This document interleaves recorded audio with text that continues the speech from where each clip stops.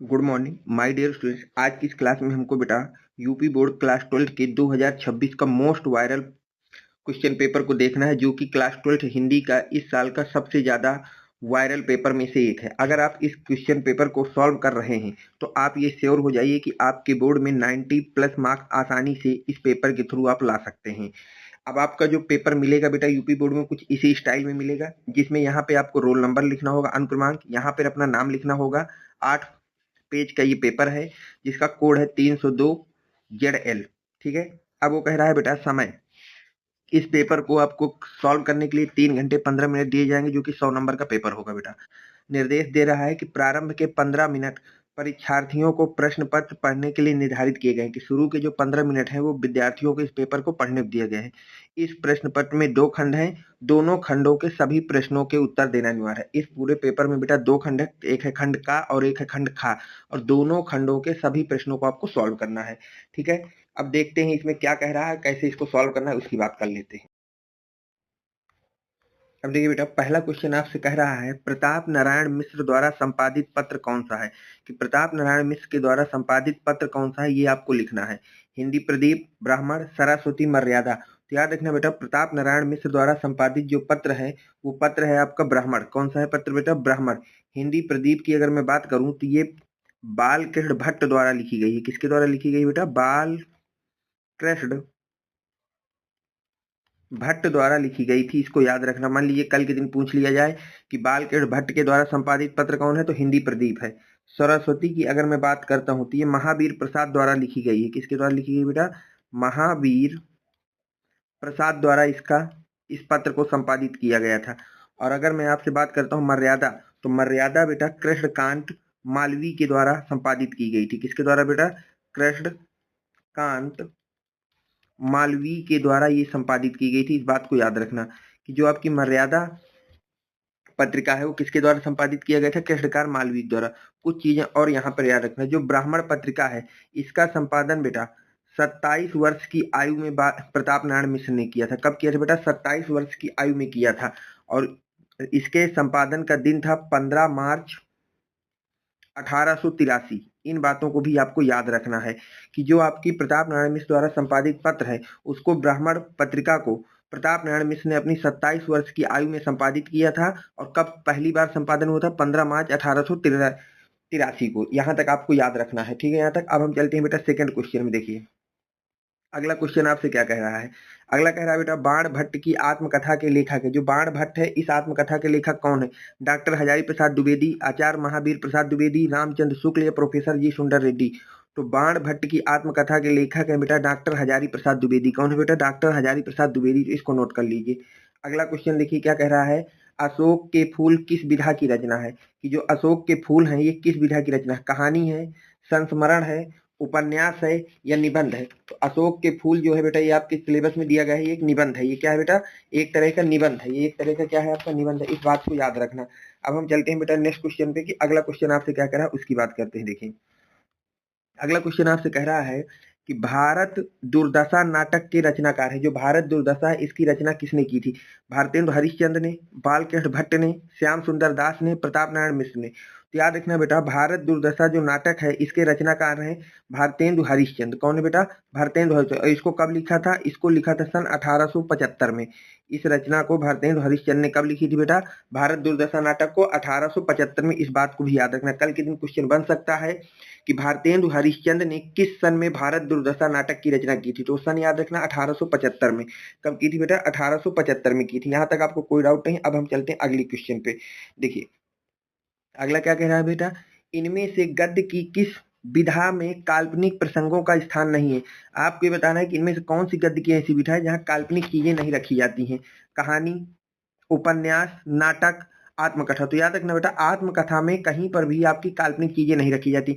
आत्मकथा में हम लोग सारी उस किसी भी व्यक्ति के जीवन की वास्तविक घटनाओं का वर्णन करते हैं। तो ये आपका ऑप्शन हो गया। अब देखिए इसी तरह से अब आपको 5 क्वेश्चन बेटा बहुविकल्पी मिलेंगे काव्य के खंड से। 5 मिलते हैं बेटा गद्य से और 5 मिलते हैं काव्य से। और काव्य में भी बेटा प्रत्येक क्वेश्चन 1 नंबर का होगा, मतलब 5 नंबर के बहुविकल्पी काव्य से आएंगे। जिनमें से पहला क्वेश्चन आपका कह रहा है बेटा, उसको पढ़िए। हिंदी साहित्य के आधुनिक काल की रचना है। हिंदी साहित्य के आधुनिक काल की रचना कौन है? पद्मावत है, सूरसागर है, रामचंद्रिका है, चांद का मुंह टेढ़ा है। तो याद रखना बेटा, हिंदी साहित्य के आधुनिक काल की रचना है पद्मावत। कौन सी है बेटा? पद्मावत। ये कब लिखी गई थी? ये लिखी गई थी बेटा 1540 में। कब लिखी गई थी बेटा? 1540 में लिखी गई थी। और इसको किसने लिखा था? तो इस बात को याद रखना बेटा, इसको मलिक मोहम्मद जायसी ने लिखा था। किसने लिखा था बेटा? इस साहित्य को मलिक मोहम्मद जायसी ने लिखा था। और किस भाषा में लिखा था? इस बात को भी याद रखना। तो ये जो आपकी रचना है ये लिखी गई थी बेटा अवधी भाषा में। किस भाषा में लिखी गई थी बेटा? अवधी भाषा में लिखी गई थी। इसको भी आपको याद रखना है। यहाँ तक हो गया। अब हम चलते हैं बेटा अगले क्वेश्चन में। देखिए अगला क्वेश्चन आपसे कह रहा है हरिऔंध का पूरा नाम क्या है? जगन्नाथ दास है, अयोध्या प्रसाद है, नाथूराम प्रसाद है, अयोध्या सिंह उपाध्याय। तो हरिऔंध का पूरा नाम है अयोध्या सिंह उपाध्याय हरिऔंध। तो ऑप्शन नंबर डी आपका करेक्ट हो जाएगा। यहाँ तक आपको कोई डाउट मेरे हिसाब से तो नहीं होना चाहिए। अब हम देखते हैं बेटा अगले क्वेश्चन को। अगला क्वेश्चन क्या कह रहा है? देखिए अगला क्वेश्चन आपसे कह रहा है छायावाद की मुख्य विशेषता है। छायावाद की मुख्य विशेषता क्या थी बेटा? प्रकट चित्रण, युद्ध वर्णन, यथार्थ चित्रण, भक्ति प्रधानता। तो याद रखना बेटा छायावाद युग की मुख्य विशेषता थी प्रकट चित्रण। क्या थी बेटा? प्रकृति चित्रण थी। अगले क्वेश्चन की अगर हम बात करें तो देखिए अगला क्वेश्चन क्या कह रहा है? भारत का सुकुमार कवि कहा गया है। भारत का सुकुमार कवि किसको कहा गया है? रामधारी सिंह दिनकर को, जयशंकर प्रसाद को, सूर्यकांत त्रिपाठी निराला को, सुमित्रा नंदन पंत को। तो याद रखना बेटा प्रकृति का सुकुमार कवि, प्रकृति का सुकुमार कवि किसको कहा गया है? सुमित्रा नंदन पंत को कहा गया है। किसको कहा गया बेटा? सुमित्रा नंदन पंत को कहा गया है। तो ऑप्शन नंबर डी हो जाएगा। अगला क्वेश्चन आपसे कह रहा है तार सप्तक के संपादक कौन थे? गजानन माधव मुक्तिबोध थे, सच्चिदानंद हीरानंद वात्स्यायन अज्ञे थे, गिरिराज माथुर थे, गिरिजा माथुर थे या धर्मवीर भारती। तो याद रखना बेटा तार सप्तक के संपादक थे सच्चिदानंद हीरानंद वात्स्यायन या अज्ञे जी थे। कौन थे बेटा? अज्ञे जी। तो ये आपके हो गए 10 मोस्ट इंपॉर्टेंट बेटा बहुविकल्पी क्वेश्चन। अब इसके बाद बेटा क्वेश्चन नंबर 3 जो आपके पेपर में आएगा बेटा वो गद्य से आएगा। यहाँ पर आपको 2 गद्य दिए जाएंगे। कितने गद्य दिए जाएंगे बेटा? 2 गद्य दिए जाएंगे। एक गद्य ये है और एक गद्य और दिया जाएगा, ये लिखा है अथवा में। और इन दोनों गद्यों में बेटा आपसे 5-5 क्वेश्चन पूछे जाएंगे। और प्रत्येक क्वेश्चन कितने नंबर का होगा बेटा? 2 नंबर का होगा। मतलब क्वेश्चन नंबर 3 में 2 गद्य दिए जाएंगे, उनमें से दोनों गद्यों में 5-5 क्वेश्चन पूछे जाएंगे और प्रत्येक क्वेश्चन 2 नंबर का होगा। मतलब क्वेश्चन नंबर 3 आपके 10 नंबर का आना है। अब इनमें से किसी एक गद्य के विषय में आपको लिखना होगा। जैसे हम पहले को पढ़ते हैं, पढ़िए क्या कह रहा है। यदि यह नवीनीकरण सिर्फ कुछ पंडितों की व आचार्यों की दिमागी कसरत ही बनी रहे तो भाषा गतिशील नहीं होती है। भाषा का सीधा संबंध प्रयोग से है और जनता से है। यदि नए शब्द अपने उद्गम स्थान में ही अड़े रहे और कहीं भी इनका प्रयोग नहीं किया जाए तो इनके पीछे के उद्देश्य पर ही कुठाराघात होगा। ये आपको एक क्या दिया गया बेटा? गद्यांश दिया गया। अब इसमें देखिए 5 आपसे क्वेश्चन पूछे। पहला क्वेश्चन कह रहा है कि उपर्युक्त गद्यांश के पाठ और लेखक का नाम लिखना है कि ये जो गद्यांश है इसको किसने लिखा है और इस पाठ का नाम क्या है। रेखांकित अंश की व्याख्या करना है जो आपका यहाँ पर है। अगला क्वेश्चन है कुठाराघात का आशय क्या है, ये आपको बताना है। अगला है भाषा का सीधा संबंध किससे है, ये चीज बताना है। लेखक के अनुसार नए शब्दों के प्रयोग न किए जाने का क्या परिणाम है। अब देखिए हम लोग सबसे पहले देखते हैं उपर्युक्त गद्यांश के पाठ और लेखक का नाम कि इस पाठ के लेखक का नाम क्या होगा और ये पाठ किसका है। तो देखिए ध्यान से देखिए, अगर मैंने आपको ट्रिक एक बताई थी जब इंपॉर्टेंट क्वेश्चन करा रहा था कि अगर किसी भी गद्यांश में आपको भाषा शब्द मिल जाए, कौन सा शब्द मिल जाए बेटा? भाषा, तो आप समझ जाइएगा कि ये किस पाठ से लिया गया है। भाषा और आधुनिकता से लिया गया है। ये आपकी सीधी सीधी पहचान है कि ये किससे लिया गया है बेटा? भाषा और आधुनिकता से लिया गया है। भाषा और आधुनिकता से लिया गया है। तो इसको पढ़िए, देखिए यहाँ पे कहीं भाषा लिखा होगा, ये लिखा है तो भाषा। इसका मतलब इस पाठ के नाम क्या है बेटा? नाम है इसका भाषा और आधुनिकता। और पूछ रहा है लेखक का नाम, और हमको पता है भाषा और आधुनिकता किसने लिखी बेटा? प्रोफेसर जी सुंदर रेड्डी ने इसको लिखा है। किसने लिखा है बेटा? प्रोफेसर जी सुंदर रेड्डी जी ने लिखा था। तो ये पहले क्वेश्चन का आंसर हो गया बेटा, आपको यहाँ से 2 नंबर मिल जाएंगे। अब देखिए अगला क्वेश्चन क्या कह रहा है, रेखांकित अंश की व्याख्या कीजिए। रेखांकित अंश क्या है? ये नवीनीकरण सिर्फ कुछ पंडितों की व आचार्यों की दिमागी कसरत ही बनी रही तो भाषा गतिशील नहीं होती। तो इसका देखिए हम लोग कैसे करेंगे, इसकी बात कर लेते हैं रेखांकित अंश की व्याख्या की। तो देखिए जब आप रेखांकित अंश की व्याख्या करें तो कॉपी में कैसे लिखेंगे, इस तरह डाल देंगे बेटा प्रश्नोत्तर नंबर 3, संकेत लिख देंगे क्योंकि 2 गद्यांश होंगे तो एग्जामिनर को कैसे पता चलेगा कि आपने किस गद्यांश की बात की है। तो उसकी गद्यांश के शुरू के 2 शब्द डैश डैश करके लास्ट के 2 शब्द कर देना, तो ये पता चल जाएगा कि हमने इस गद्यांश के क्वेश्चन आंसर कर रहे हैं। पहला था गद्यांश के पाठ का नाम भाषा और आधुनिकता, गद्यांश के लेखक का नाम प्रोफेसर जी सुंदर रेड्डी। अब उन्होंने कहा है बेटा रेखांकित अंश की व्याख्या करना है, तो लिखेंगे लेखक के अनुसार भाषा तभी तक अपनी उपयोगिता को बनाए रखती है जब तक उसमें नवीनीकरण गुण बना रहे। यदि यह नवीनीकरण सिर्फ कुछ पंडितों की और आचार्यों की दिमागी कसरत ही बनी रही तो भाषा गतिशील नहीं होती है। सही यहाँ तक। अब देखिए अगला क्वेश्चन जो आपसे पूछा गया था बेटा, वो पूछा गया था कुठाराघात का आशय स्पष्ट करना है, तो हम लिखेंगे बेटा कुठाराघात का अर्थ है कुल्हाड़ी के प्रहार की गति घातक होना, की भांति घातक होना। अगला क्वेश्चन आपसे पूछा गया है बेटा भाषा का सीधा संबंध किससे है, तो हम लिखेंगे भाषा का सीधा संबंध प्रयोग और जनता से है। अगला क्वेश्चन है लेखक के अनुसार नए शब्दों के प्रयोग न किए जाने के क्या परिणाम होगा, तो लिखेंगे लेखक के अनुसार नए शब्दों का प्रयोग न किए जाना तो उसके पीछे के उद्देश्य के पर कुठाराघात होगा। तो इस तरह से आपको गद्यांश के 5 क्वेश्चनों के आंसर अपनी कॉपी में लिख देने हैं।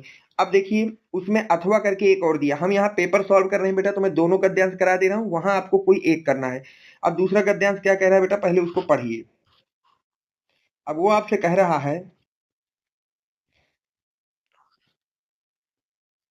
कि मातृभूमि पर निवास करने वाले मनुष्य राष्ट्र का दूसरा अंग है। पृथ्वी हो और मनुष्य ना की कल्पना असंभव है, कि मनुष्य ना हो इसकी कल्पना असंभव है। पृथ्वी और जन दोनों के सम्मिलन से ही राष्ट्र का स्वरूप संपादित होता है। जन के कारण ही पृथ्वी मातृभूमि की संज्ञा प्राप्त करती है। पृथ्वी माता है और जन सच्चे अर्थों में पृथ्वी के पुत्र है। दूसरा गद्यांश ये आपको दिया गया बेटा। अब देखिए पहला क्वेश्चन कह रहा है उपर्युक्त गद्यांश के पाठ और शीर्षक का नाम लिखना है। किसका लिखना है बेटा, पाठ और शीर्षक का हमको नाम लिखना है। तो देखिए अब इसकी पहचान के लिए मैं आपको बताता हूं, तो अगर कहीं पर आपको राष्ट्र शब्द मिल जाए बेटा, मैंने आपको ट्रिक बताई थी कि अगर कहीं पर आपको कौन सा शब्द मिल जाए बेटा राष्ट्र, तो आप समझ जाइएगा कि वो किस शीर्षक से लिया गया है, राष्ट्र के स्वरूप से लिया गया है। किससे लिया गया बेटा, राष्ट्र का स्वरूप। तो ध्यान से देखिए मातृभूमि पर निवास करने वाले मनुष्य राष्ट्र, राष्ट्र शब्द मिल गया है, इसका मतलब वो आपका किस चैप्टर से लिया गया बेटा, राष्ट्र के स्वरूप से लिया गया है। किससे लिया गया बेटा, राष्ट्र के स्वरूप से लिया गया है। और लेखक और राष्ट्र का स्वरूप बेटा किसने लिखी है, तो ये सबको पता है कि ये लिखा गया है डॉक्टर वासुदेव शरण अग्रवाल के द्वारा। किसके द्वारा लिखा गया है बेटा, डॉक्टर वासुदेव शरण अग्रवाल जी द्वारा ये लिखी गई है। तो ये हो गया बेटा पहला क्वेश्चन। पहला क्वेश्चन कह रहा है रेखांकित अंश के शीर्षक और लेखक का नाम। अब देखिए कॉपी में आप कैसे लिखेंगे। सबसे पहले कॉपी में हम लोग संकेत लिख देंगे बेटा, कि संकेत क्या है, कि मातृभूमि पर डैश डैश डैश लास्ट तक लिख देंगे। अब इसके बाद बेटा जब संकेत आपका लिख जाएगा तो पहला क्वेश्चन क्या है, गद्यांश के पाठ के शीर्षक का नाम, तो राष्ट्र का स्वरूप, गद्यांश के लेखक का नाम डॉक्टर वासुदेव शरण अग्रवाल। यहां तक हो गया। अब अगला क्वेश्चन आपसे कह रहा है बेटा रेखांकित अंश की व्याख्या कीजिए। रेखांकित अंश क्या है बेटा, पृथ्वी माता है और जन सच्चे अर्थों में पृथ्वी का पुत्र। तो देखिए इसकी व्याख्या कैसे करेंगे बेटा, डॉक्टर वासुदेव शरण अग्रवाल के अनुसार पृथ्वी और जन दोनों के सम्मिलित रूप से ही राष्ट्र का निर्माण होता है। पृथ्वी पर जन का निवास होता है तभी पृथ्वी मातृभूमि कहलाती है। जब तक किसी भूभाग में निवास करने वाले मनुष्य वहां की भूमि को अपनी सच्ची माता और स्वयं को उस भूमि का पुत्र नहीं मानते तब तक राष्ट्रीयता की भावना उत्पन्न नहीं हो सकती। यहां तक आपको कोई डाउट नहीं होना चाहिए। अब देखिए तीसरा क्वेश्चन क्या कह रहा है, लेखक के अनुसार राष्ट्र की कल्पना कब असंभव हो, तो देखिए इसको हम पढ़ेंगे। ये लिखा है पृथ्वी हो और मनुष्य ना हो तो राष्ट्र की कल्पना असंभव है। किसकी कल्पना असंभव है, तो बेटा यहां से लेकर यहां तक आपको लिख देना है। अब अगर मैं इसका आंसर आपसे बात करूं तो हम यहां कैसे लिखेंगे, लेखक के अनुसार राष्ट्र की कल्पना मनुष्य के बिना असंभव है। किसके बिना असंभव है बेटा, मनुष्य के बिना असंभव है। अब अगले क्वेश्चन को देखिए क्या कह रहा है, पृथ्वी और जन मिलकर किसकी रचना करते हैं, तो यहां से हम पढ़े लिखेंगे बेटा, ये लिखा है पृथ्वी और जन दोनों के सम्मेलन से ही राष्ट्र का संपादित होता है। किसका स्वरूप संपादित होता है, राष्ट्र का। तो यहां से लेके यहां तक आपको लिख देना है, क्वेश्चन नंबर 4 का आंसर हो जाएगा। तो हम कैसे लिखेंगे बेटा इसको, देखिए पृथ्वी और जन मिलकर राष्ट्र का स्वरूप बनाते हैं। किसका स्वरूप बनाते हैं बेटा, राष्ट्र का स्वरूप बनाते हैं। अब देखिए अगला क्वेश्चन क्या पूछा गया है, अगला आपसे कह रहा है पृथ्वी किसके कारण मातृभूमि की संज्ञा प्राप्त करती है, तो देखिए ये लिखा है जन के कारण ही पृथ्वी मातृभूमि की संज्ञा प्राप्त करती है। तो ये इसका आंसर है 5वें नंबर का। जितने भी क्वेश्चन आपके गद्यांश में पूछे जाएंगे बेटा उनके आंसर उसी गद्यांश में आपको देखने को मिल जाएगा। तो इस लाइन को यहाँ लिख देंगे तो ये आंसर हो जाएगा क्वेश्चन नंबर 5 का। कि लेखक के अनुसार जन के कारण ही पृथ्वी मातृभूमि की संज्ञा प्राप्त करती है। तो इस तरह से बेटा आपके 10 नंबर यहाँ से बिल्कुल कंफर्म हो जाएंगे। ये 2 गद्यांश है जिनको आपको अच्छी तरह से तैयार कर लेना है। अब हम बात करते हैं बेटा क्वेश्चन नंबर 4 में। देखिए क्वेश्चन नंबर 4 में आपसे क्या होगा, वहां पे आपको पद्यांश दिया जाएगा बेटा। क्या दिया जाएगा? पद्यांश। और 2 पद्यांश होंगे और 2 में से कोई एक पद्यांश आपको करना पड़ेगा। दोनों पद्यांश में 5-5 क्वेश्चन पूछे जाएंगे और हर एक क्वेश्चन होंगे बेटा 2 नंबर के। यानी कि पद्यांश भी आपके पास कितने नंबर का आएगा? 10 नंबर का। जैसे पहला वाला क्या है, इसको पढ़ते हैं बेटा, देखिए ध्यान से। लज्जाशीला पथिक महिला जो कहीं दृष्टि आवे, होने देना विकृत वसना, टू सुंदरी को, जो थोड़ी सी श्रमित वह हो, गोद ले श्रांति खोना, होठों की अव कमल मुख की म्यालताएं मिटाना, कोई क्लांता कृषक लड़ना खेत में जो दिखावे, धीरे धीरे परस उनकी क्लांतियों को मिटाना, जाता कोई जलद यदि हो व्योम में तो उसे ला, छाया द्वारा सुखित करना तृप्त भूतांगना को।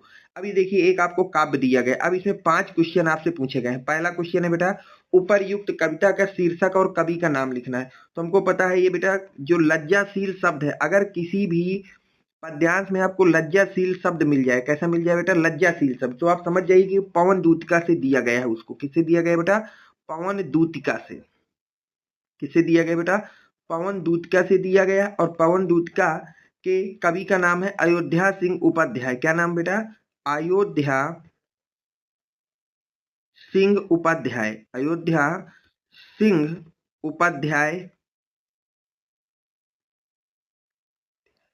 जिनको हम हरि औंध कहते हैं। क्या कहते हैं बेटा? हरि औंध कहते हैं।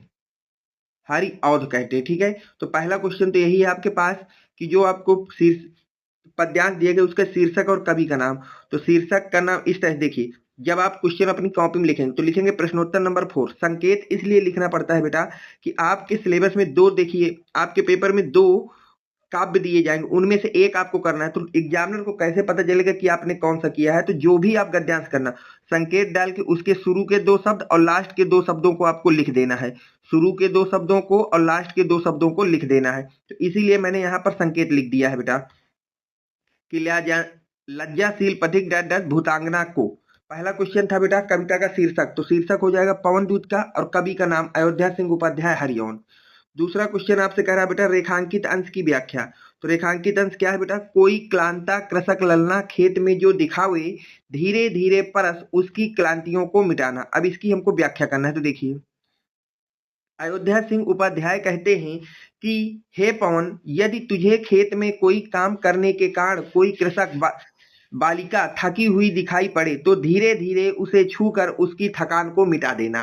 ठीक है बेटा। अगला क्वेश्चन देखिए आपसे क्या कह रहा है, क्वेश्चन नंबर 3, उपरयुक्त पद्यांश किस महाकाव्य का अंश है? तो आपको ये पता है बेटा उपरयुक्त पद्यांश प्री प्रवास महाकाव्य का अंश है। किसका है बेटा? प्री प्रवास महाकाव्य का अंश है। अगला क्वेश्चन आपसे कह रहा है बेटा कृषक ललना और भूतांगना शब्दों के अर्थ लिखिए। कृषक ललना और भूतांगना शब्द, तो कृषक ललना का अर्थ होता है खेत में जो दिखे, भूतांगना का अर्थ होता है बेटा स्त्री। अगला क्वेश्चन आपसे पूछ रहा है इसी में, नायिका पवन से लज्जाशील महिला के प्रति कैसा आचरण अपनाने के लिए कहती है? तो हम लिखेंगे बेटा राधा पवन, नायिका जो कि यहाँ पे राधा है, राधा पवन को समझाती है कि तुझे मार्ग में ब्रजभूमि की लज्जाशील महिलाएं दिखाई देंगी, अतः तुझे उनका मान सम्मान करते हुए ही आगे बढ़ना है। तू कहीं अपनी चंचलता का प्रदर्शन करते हुए उनके वस्त्रों को उड़ाकर उनके कोमल अंगों को अनावृत मत कर देना। बस इतना लिखना है बेटा, आपको पूरे के पूरे 10 नंबर मिलेंगे। अब मान लीजिए आपको ये वाला जो दिया गया है इस वाले पद्यांश के विषय में नहीं पता, तो आप वहां पर दूसरे पद्यांश को भी कर सकते हैं जो कि ये वाला है। अब इसकी हम बात करते हैं कि ये क्या दिया गया है, इसको पढ़िए पूरा। देखिए लिखा है समर्पण लो सेवा का सार, सृजल संस्कृति का यह पतवार, आज से यह जीवन उत्सर्ग इसी पद तल में विगत विकार, बनो संस्कृति के मूल रहस्य तुम्ही से फैलेगी वह बेल, विशंभर सौरभ से भर जाए सुमन के खेलो सुंदर खेल। ये आपको देखिए एक दूसरा पद्यांश दिया गया, कोई एक करना है, दोनों नहीं करना है।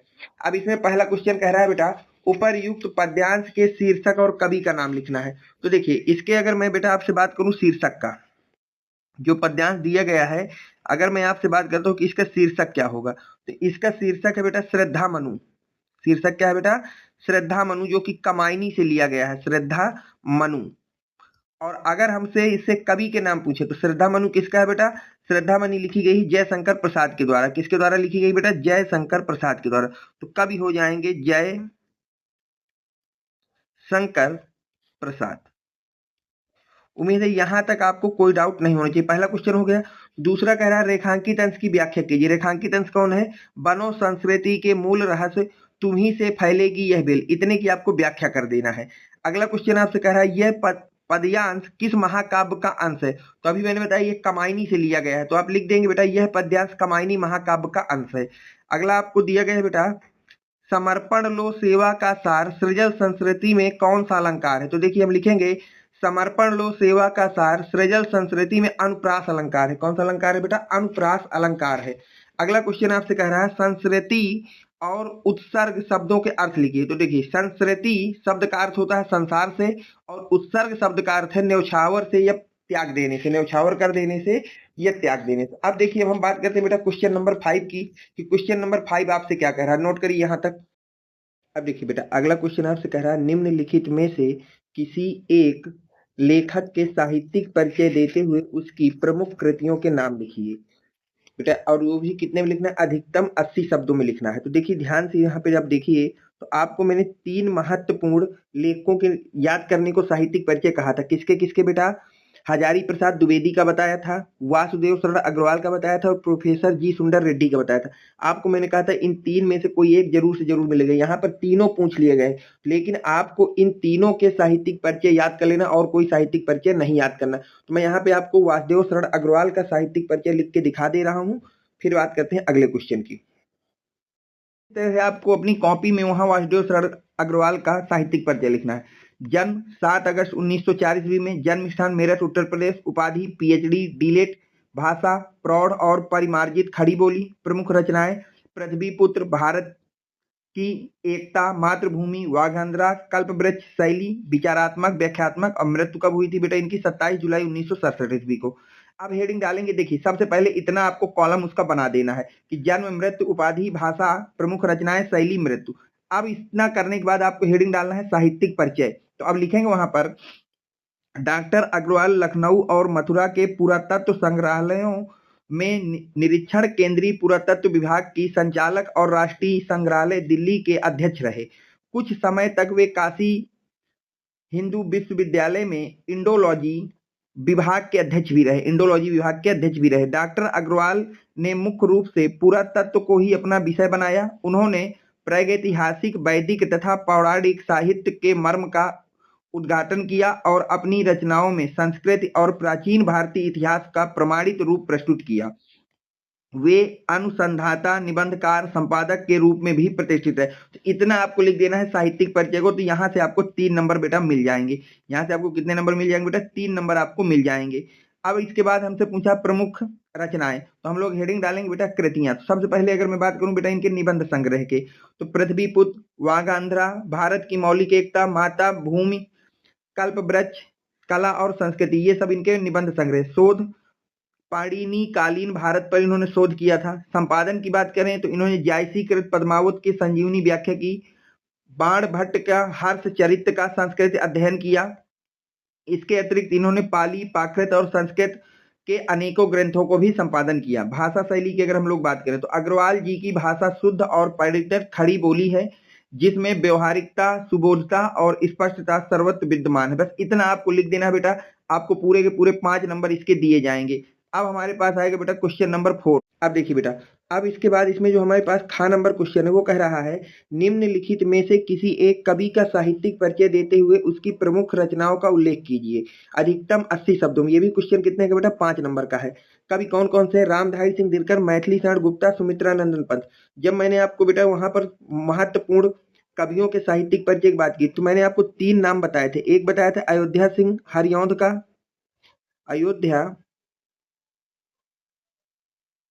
अयोध्या सिंह हरिऔंध का। दूसरा बताया था आपको जयशंकर प्रसाद का, और तीसरा मैंने आपसे कहा था कि आप तैयार कर लेना बेटा मैथिली शरण गुप्त का। इन 3 के लिए मैंने आपसे कहा था कि इन 3 लोगों के आपको साहित्यिक परिचय याद कर लेना है, किसी एक का ज़रूर पूछा जाएगा। तो यहाँ पे देखिए मैथिली शरण गुप्त का आपका फँस गया, इन 3 को याद कर लोगे तो कभी भी ये वाला क्वेश्चन आपका छूटेगा नहीं। तो अब देखिए मैथिली शरण गुप्त का हम कैसे लिखेंगे? तो देखिए जब आप साहित्यिक परिचय लिखने जाएँगे बेटा, तो थोड़ा-सा उनके जन्म जन्म स्थान, पिता का नाम और मृत्यु के विषय में ज़रूर दिखा देंगे। तो हम इस तरह से हेडिंग डालेंगे मैथिली शरण गुप्ता, जन्म हुआ था 1886 ईस्वी में, जन्म स्थान था बेटा चिरगांव झांसी, पिता का नाम था सेठ रामचरण गुप्ता, मृत्यु हुई थी बेटा 12 दिसंबर 1964 ईस्वी को।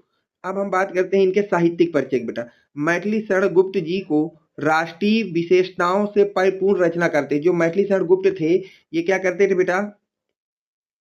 राष्ट्रीय विशेषताओं से परिपूर्ण रचना करते थे, इसलिए महात्मा गांधी ने इनको राष्ट्र कवि की संज्ञा दी थी। देखो यहाँ पे रह गया है तो आप लोग लिख लेंगे, मैं यहाँ लिख दे रहा हूँ, राष्ट्र कवि की संज्ञा या उपाधि, राष्ट्र कवि की उपाधि दी। साकेत महाकाव्य के लिए इन्हें हिंदी साहित्य सम्मेलन द्वारा मंगला प्रसाद पारितोषिक पुरस्कार भी दिया गया, से दे करके इनको सम्मानित किया गया। हिंदी साहित्य सम्मेलन द्वारा मंगला प्रसाद पारितोषिक पुरस्कार देकर इनको सम्मानित किया गया। भारत सरकार ने इन्हें पद्म भूषण से भी सम्मानित किया। बस इतना आपको लिख देना है इनके साहित्यिक परिचय में। अब अगर मैं बात करता हूँ बेटा इनकी कृतियों में, तो मैथिली चंद्र गुप्त जी ने 40 मौलिक काव्य ग्रंथों की रचना की थी। इन्होंने कितने मौलिक ग्रंथों की रचना की थी बेटा? 40, जिनकी प्रमुख रचनाएं निम्न हैं। जैसे हो गई आपकी भारत भारती, साकेत, पंचवटी, यशोधरा आदि उल्लेखनीय है। अगर हम भाषा शैली की बात करते हैं तो मैथिली शरण गुप्त की भाषा शैली सरल, सुबोध और परिकृष्ट खड़ी बोली थी। जो मैथिली शरण गुप्त थे, इनकी जो भाषा थी बेटा वो कैसी थी?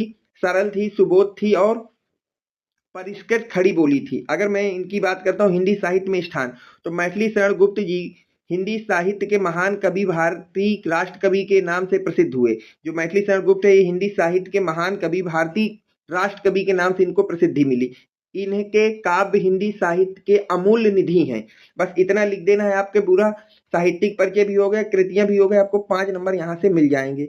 अब हम बात करते हैं बेटा अगले क्वेश्चन में। देखिए अगला क्वेश्चन आपसे जो पूछा जाएगा, क्वेश्चन नंबर 6 है कि ध्रुव यात्रा अथवा पंचलाइट कहानी का सारांश अपने शब्दों में लिखिए अधिकतम 80 में, या फिर बहादुर कहानी के उद्देश्य पर प्रकाश डालिए।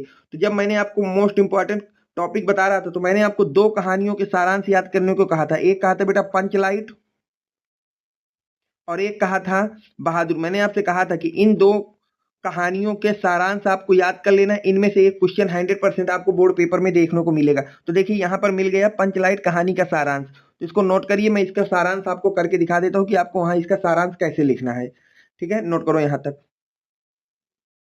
तो देखिए हम लोग हेडिंग डाल लेंगे बेटा पंचलाइट कहानी का सारांश। तो हम लोग लिखेंगे बेटा पंचलाइट रेणु जी की आंचलिक कहानी है।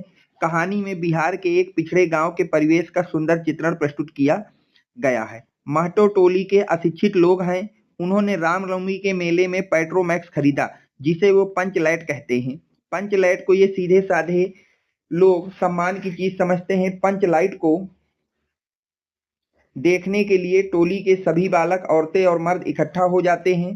सरदार अपनी पत्नी को आदेश देता है कि शुभ कार्य को करने से पहले वह पूजा पाठ का प्रबंध कर ले। सभी उत्साहित हैं, परंतु समस्या उठती है कि पंचलाइट जलाएगा कौन? सीधे साधे लोग पेट्रोमैक्स को जलाना भी नहीं जानते हैं। इस टोली में गोधन नाम का एक युवक है। वह गांव की मुनरी नामक एक युवती से प्रेम करता है। मुनरी की मां ने पंचों से गोधन की शिकायत की थी कि वह उनके घर के सामने से सिनेमा का गाना गाता हुआ निकलता है। इस कारण पंचों ने उसे बिरादरी से निकाल रखा है। मुनरी को पता है कि गोधन पंचलाइट जला सकता है। वह चतुराई से यह बात पंचों तक पहुंचा देती है। पंच गोधन को पुनः बिरादरी में लेते हैं और पंचलाइट को जला देते हैं।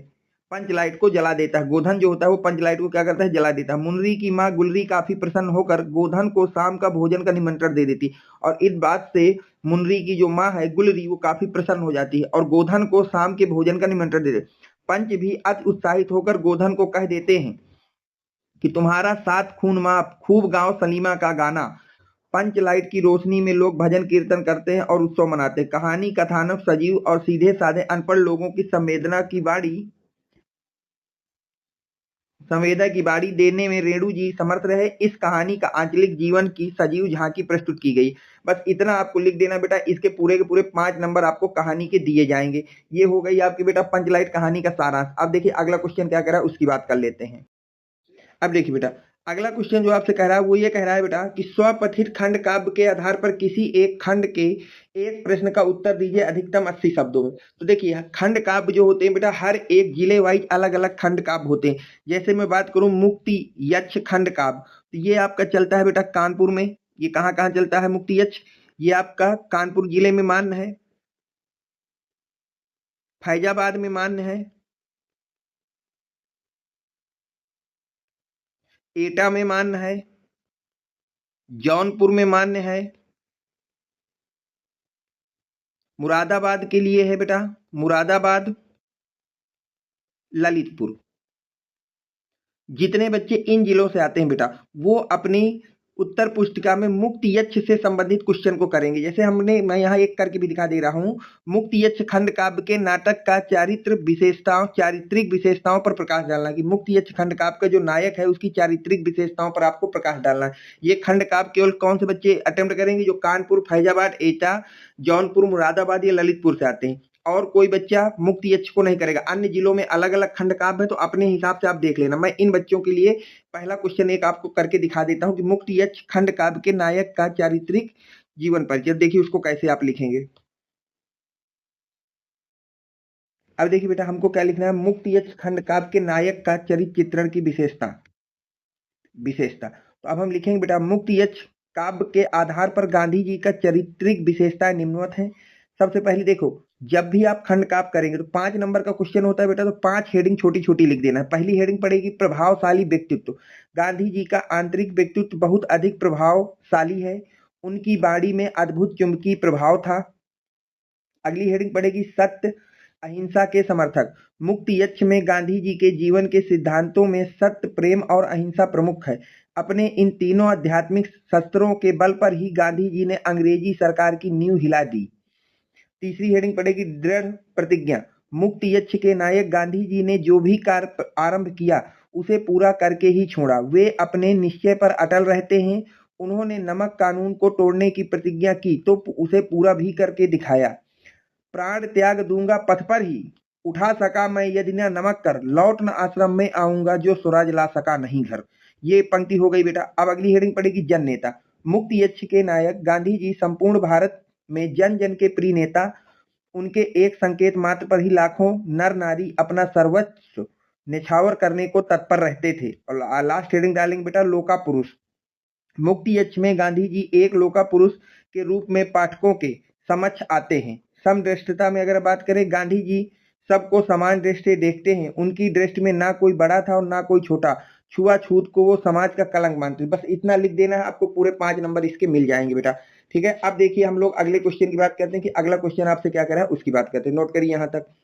जो क्वेश्चन है बेटा वो आपके संस्कृत के गद्यांश से होगा। यहाँ पे 2 गद्यांश दिए होंगे। किसी एक गद्यांश का आपको संदर्भ सहित हिंदी में अनुवाद करना होगा। जैसे पहला गद्यांश दिया अश्व निर्माणा है, ये कहाँ तक है बेटा? मालवी तक है। तो इसको अगर हमें लिखना हो तो देखिए सबसे पहले आपको संकेत लिखना होगा। संकेत क्यों लिखना होगा? क्योंकि एग्जामिनर को ये पता चल जाए कि आपने 2 में से कौन सा गद्यांश लिखा है। तो संदर्भ लिखते हैं। प्रस्तुत गद्य हमारी पाठ्य पुस्तक संस्कृत दिग्दर्शिका के महामना मालवी नामक पाठ से नृत्य जातकम खंड से उद्धृत है। फिर कह रहा है इसका हिंदी अनुवाद करना है बेटा। तो जब आप इसका हिंदी अनुवाद करेंगे तो लिखेंगे उन्होंने हिंदी, हिंदू और हिंदुस्तान के उत्थान के लिए निरंतर प्रयत्न किया। शिक्षा से ही राष्ट्र और समाज में नव प्रकाश का उदय होता है। इसलिए भी मालवीय जी ने बनारस में काशी विश्वविद्यालय की स्थापना की। इसके निर्माण के लिए उन्होंने लोगों से धन मांगा। इस महाज्ञान यक्ष में लोगों ने उन्हें पर्याप्त धन दिया। उससे निर्मित यह विशाल विश्वविद्यालय भारतीयों की दानशीलता तथा श्री मालवीय जी के ख्याति के प्रतिमूर्ति के रूप में शोभायमान है। विद्वानों में श्रेष्ठ मालवीय जी ने यह दिखा दिया कि साधारण स्थित वह भी महान उत्सव विचार शीलता तथा पुरुषार्थ के असाधारण कार्य करने में सक्षम है। बस इतना लिख देना है। और अगर आपको ये वाला नहीं आ रहा है तो आप हंसराज वाला लिख देंगे, दो में से कोई एक कर देंगे। अब देखिए अगला क्वेश्चन आपसे क्या कर रहा है, हम उसकी बात करते हैं। इसी में खा नंबर बेटा 7 नंबर का क्वेश्चन होता है, जिसमें 2 श्लोक दिए जाते हैं और उन 2 में से किसी एक श्लोक का आपका हिंदी में अनुवाद करना है और संदर्भ लिखना होता है। 7 नंबर का 2 नंबर का संदर्भ होता है और आपके पास 5 नंबर का बेटा हिंदी में अनुवाद होता है। 5 नंबर में क्या होता है बेटा, हिंदी में अनुवाद। जैसे ये लिखा है, शेषे जट पदार्थ नांतरे कोड़प हेतु से लेके कहाँ तक है ये बेटा, ये है चंद्रकांता तक। तो अगर मैं इसकी कोई बात कर रही हूँ तो पहले संकेत लिख दिया, संदर्भ है प्रस्तुत श्लोक हमारी पाठ्य पुस्तक संस्कृत दिग्दर्शिका के सुभाष रत्नायन नामक पाठ से उद्धृत है। तो ये हो गया बेटा। अब हिंदी में अनुवाद करना है, पदार्थों को मिलाने वाला कोई आंतरिक कारण ही होता है, निश्चित ही प्रीति बाह्य कारणों पर निर्भर नहीं करती। जैसे कमल सूर्य के उदय होने पर ही खिलता है और चंद्रकांता मणि चंद्रमा के उदय होने पर ही द्रवित होती। बस इतना लिख देना था, 5 नंबर आपके हो जाते। अब देखिए इसके बाद अगला क्वेश्चन आपसे क्या कह रहा है बेटा, अगला क्वेश्चन आपसे कह रहा है निम्नलिखित मुहावरे और लोकोक्तियों में से किसी एक का अर्थ लिखकर अपने वाक्य का प्रयोग करना है। किसी एक का अर्थ लिखना है और उसको वाक्य में प्रयोग करना है। तो जैसे पहला क्या कह रहा है आपसे, भीली भीगी बिल्ली बनना। मैं यहाँ पे सभी बता दे रहा हूँ, आपको वहां पे कोई एक ही लिखना होगा बेटा। पहला है भीगी बिल्ली बनना, तो भीगी बिल्ली बनने का मतलब होता है डर जाना। क्या हो जाना बेटा, डर जाना। ये तो हो गया इसका अर्थ। अब वाक्य प्रयोग करना है तो लिख देंगे बेटा, डाकुओं को देखकर सब लोग भीगी बिल्ली बन जाते हैं। इसका वाक्य प्रयोग आप लिख लीजिएगा। अगला है हाथ पीला करना। हाथ पीले करने का मतलब होता है बेटा शादी हो जाना। क्या होता है बेटा, शादी हो जाना। अब अगर हमको इसका वाक्य प्रयोग करना है तो लिखेंगे, रमेश ने अपनी बहन के हाथ पीले कर दिए। अगला है बेटा दूध का दूध और पानी का पानी करना। सही का सही फैसला कर देना। सही सही फैसला कर देना आपका होता है दूध का दूध पानी का पानी कर देना। ठीक है बेटा। जैसे नाम के विपरीत गुणों, जैसे आपसे कहा जाए कि इसको हमको लिखना है तो हम लिखेंगे, राजा सिकंदर एक ऐसा राजा था कि वह दूध का दूध और पानी का पानी कर देता था। अगला है बेटा आंख का अंधा नाम नयन सुख। मतलब होता है नाम के विपरीत गुणों वाला। इसका मतलब होता है नाम के विपरीत गुणों वाला। ये होता है आंख का अंधा नाम नयन सुख। तो अगर हमको इसका लिखना है तो हम लिखेंगे बेटा इसका वाक्य प्रयोग, मोहन के घर संगीत के सारे उपकरण लेकिन उसे संगीत का कोई ज्ञान नहीं है। अगला आपसे कह रहा है बेटा कि निम्नलिखित शब्दों में संधि विच्छेद का सही विकल्प का चयन करना है। संधि विच्छेद लिखते हुए सही शब्द का चयन करना है। जैसे पहला है रमेश का सही संधि विच्छेद क्या होगा, राम प्लस ईसा है, रमा प्लस ईस, रमा प्लस ईसा है, रम प्लस ईसा है। तो रमेश का सही संधि विच्छेद होता है बेटा रमा प्लस ईसा है। तो ऑप्शन नंबर सा आपका करेक्ट हो जाएगा। कौन सा करेक्ट हो जाएगा बेटा, सा करेक्ट हो जाएगा। अगला क्वेश्चन आपसे कह रहा है, अब देखिए अगला कह रहा है इत युक्तम का सही संधि विच्छेद क्या होगा। इत प्लस उक्तम, इत उक्तम, इत प्लस युक्तम, इत प्लस उक्तम। इत युक्तम का सही संधि विच्छेद होता है बेटा इत उक्तम। बा नंबर आपका करेक्ट हो जाएगा। अगला क्वेश्चन देखिए क्या कह रहा है आपसे। अब वो कह रहा है बेटा कि निम्नलिखित शब्द युग्मों का सही अर्थ का चयन करना है कि द्रव और द्रव्य, तरल पदार्थ तथा धन, धन और धान, दान और देने वाला, दवा और दया। तो देखिए द्रव्य का मतलब तो होता है, द्रव्य का मतलब होता है तरल पदार्थ और द्रव्य का मतलब होता है धन। तो आ नंबर आपका करेक्ट हो जाएगा बेटा। कौन सा करेक्ट हो जाएगा, आ नंबर। अगला क्वेश्चन देखिए क्या कह रहा है, हरि हरह, हरि हरह में बताना है। तो हरि का मतलब होता है बेटा आपका हरि हरह। पहला ऑप्शन कह रहा है विष्णु और शंकर, दूसरा ऑप्शन है शिव और पार्वती, तीसरा ऑप्शन है भगवान और भक्त और अगला ऑप्शन है महादेव और हरण किया गया। तो ये भी आपको बेटा मैं HW में दे रहा हूँ। इसका जो भी सही ऑप्शन होगा आपको मुझे कमेंट सेक्शन में लिखना है कि इसका सही ऑप्शन कौन सा होगा। अब हम बात करते हैं अगले क्वेश्चन की। देखिए अगला क्वेश्चन आपसे कह रहा है निम्नलिखित शब्दों में से किसी एक शब्द के दो अर्थ लिखना है। निम्नलिखित शब्दों में से किसी एक शब्द का आपको सही अर्थ लिखना है। एक, अच्छा ये वाला रहा जा रहा है, सॉरी। एक आपसे ये रहा जा रहा है कि यही तो अभी कराया ना, हाँ ठीक, सॉरी। अब आपको बोल रहा है कि निम्नलिखित शब्दों में से किसी एक शब्द के दो अर्थ लिखना है। जैसे तात, तो तात का मतलब होता है बेटा आपका ईष्ट मित्र। तात का मतलब क्या होता है बेटा, ईष्ट मित्र। दूसरा होता है बेटा पिता। तीर, तीर का मतलब होता है बेटा नदी का किनारा, नदी का किनारा, या इसी को हम लोग बेटा तट भी कहते हैं। अगला है कुल। कुल का मतलब होता है बेटा परिवार, या इसी को हम कहते हैं बेटा खानदान, परिवार या खानदान। अगला है बेटा निम्नलिखित वाक्यांशों के लिए एक सही शब्द का चयन करके लिखिए। तो अब देखिए इसको हम लोग कैसे लिखें। अब वो कह रहा है बेटा निम्न में एक वाक्य दिया, इसके लिए एक शब्द लिखना है। आगे पहला क्वेश्चन कह रहा है जिसके भीतर की हवा का तापमान सम स्थिति में रखा गया हो उसको क्या कहते हैं बेटा? परितापी, अंतःतापी, समतापी या प्रतापी। तो याद रखना उसे समतापी कहते हैं, समान ताप वाला, उसे क्या कहते हैं बेटा? समतापी कहते हैं। अगला क्वेश्चन आपसे कह रहा है पीने की इच्छा रखने वाले को क्या कहते हैं? प्यासा, त्रेष्टिस्ट, पिपासा या पिपासु। तो पीने की इच्छा रखने वाले को हम बोलते हैं बेटा पिपासु। क्या बोलते हैं? पिपासु बोलते हैं बेटा। अगले क्वेश्चन को देखिए, वो आपसे क्या कह रहा है। अब वो कह रहा है बेटा कि निम्नलिखित में से किन्हीं दो वाक्यों को शुद्ध करके लिखना है। जैसे पहला क्वेश्चन आपसे कह रहा है कि आपकी पुत्री पद्मा बहुत बुद्धिमान है। बहुत क्या है बेटा? बुद्धिमान है। तो देखिए यहाँ पे बुद्धिमान गलत लिखा गया है। बुद्धिमान को लिखा जाएगा कुछ इस तरह से, बुद्धिमान। ये आप इसको सुधार देना, बस आपका सुधर गया। अगला आपसे कहा गया है बेटा कृपया करके मेरे घर पधारिए। तो कर के शब्द हटा देगा, कृपया मेरे घर पधारिए। अब ये सही हो गया। तुम्हें मन लगाकर पढ़ाई करना चाहिए, बिल्कुल सही है, इसमें कोई चेंज नहीं करना। अगला है बेटा कानपुर एक औद्योगिक नगर है। तो ये गलत है, औद्योगिक है, यहाँ पर औद्योगिक नहीं होगा। यहाँ पे आपको लिखना है कानपुर एक औद्योगिक नगर है। ठीक है, ये हो गया। अब देखिए अगला क्वेश्चन आपसे क्या कह रहा है। अब वो कह रहा है बेटा श्रृंगार रस अथवा करुण रस का स्थायी भाव बताते हुए उसका एक उदाहरण लिखिए। श्रृंगार रस अथवा करुण रस का स्थायी भाव बताते हुए उसका एक क्या लिखना है बेटा? उदाहरण लिखना है। अगला है अनुप्रास अलंकार अथवा उपमा अलंकार के लक्षण एवं उदाहरण लिखना है।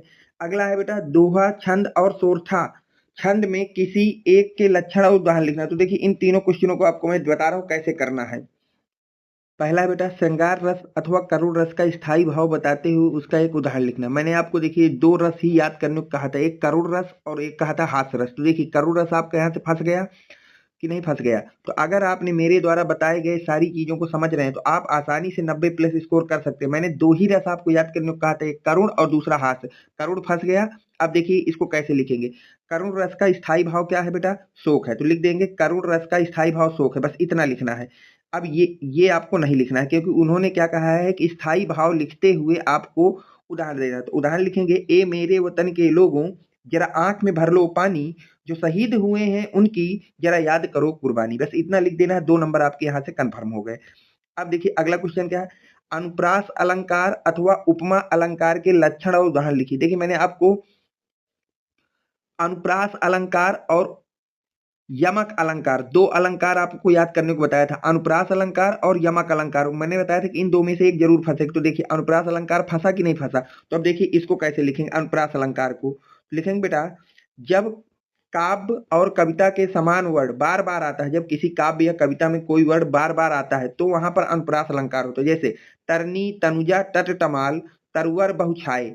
उपर्युक्त काव्य पंक्ति में ता वर्ड की आवृत्ति होने के कारण, बार बार आवृत्ति होने के कारण अनुप्रास अलंकार है।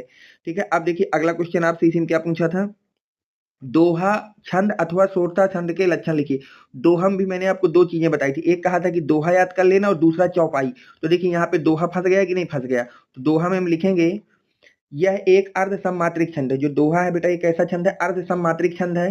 काव्य के जिस छंद के प्रथम तृतीय चरण में 13-13 मात्राएं, काव्य के जिस छंद में प्रथम और तृतीय चरण में 13-13 मात्राएं तथा दूसरे और चौथे चरण में 11-11 मात्राएं होती हैं तथा अंत में लघु गुरु होता है, वहां दोहा छंद कहलाता है। वो कौन सा छंद कहलाता है बेटा? दोहा छंद कहलाता है। उदाहरण के लिए रहीमन पानी राखिए, बिन पानी सब सून, पानी गए न उबरे, मोती मानू चून। स्पष्टीकरण, इस पद के पहले और तीसरे चरण में 13-13 मात्राएं हैं और दूसरे और चौथे चरण में 11-11 मात्राएं, अतः यह एक दोहा होगा। अतः ये बेटा क्या होगा? दोहा होगा। अब देखिए अगला क्वेश्चन आपसे क्या कह रहा है उसकी बात करते हैं। अब देखिए बेटा अगला क्वेश्चन आपसे कह रहा है किन्हीं दैनिक समाचार पत्र के संपादक के नाम एक पत्र लिखना। किसी दैनिक समाचार पत्र के संपादक के नाम एक पत्र लिखना है जिसमें अपने गांव में फैल रही कोविड-19 संक्रामक बीमारी के प्रति मुख्य चिकित्सा अधिकारी का ध्यान आकर्षित किया गया हो। ये क्वेश्चन देखिए 2 लेटर हैं, इनको आप तैयार कर लेना है। पहला ये हो गया और दूसरा है बेटा अपने विद्यालय में कंप्यूटर खराब होने की समस्या के निराकरण हेतु प्रधानाचार्य को एक पत्र लिखना है। तो इन 2 में से एक लेटर आपको तैयार कर लेना है। अब आपको कह रहा है बेटा लास्ट क्वेश्चन कि निम्नलिखित विषयों में से किसी एक पर अपनी भाषा शैली में निबंध लिखिए। चाहे आप लिखिए राष्ट्रमंडल खेल पर, चाहे इंटरनेट की शैक्षिक उपयोगिता, मेरे प्रिय साहित्यकार, जलवायु परिवर्तन के कारण और परिणाम, और लास्ट है बेटा आपके पास भारत में कृषि